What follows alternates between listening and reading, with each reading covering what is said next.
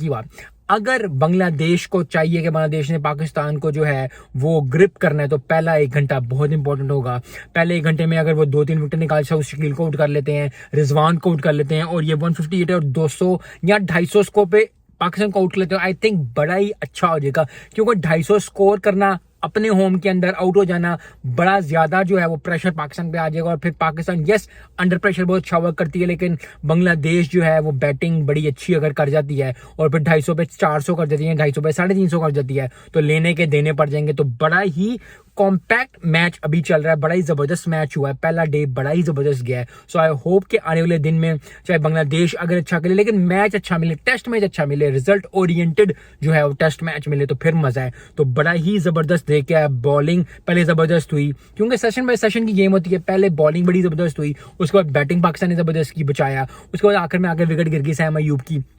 और रिजवान ने भी